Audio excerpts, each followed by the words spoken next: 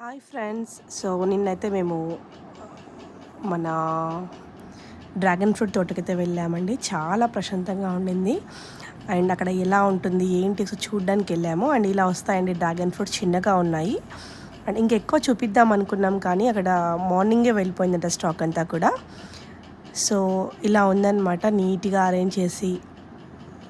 And చాలా తక్కువ బడ్జెట్లో మనకి 1 ఏకర్కి చాలా వస్తుందంట పంట. సో అలా చెప్పారు వాళ్ళు. అండ్ అక్కడ చాలా నీట్గా మెయింటెనెన్స్ కూడా బాగుందండి ఇలా ఫామ్స్లో.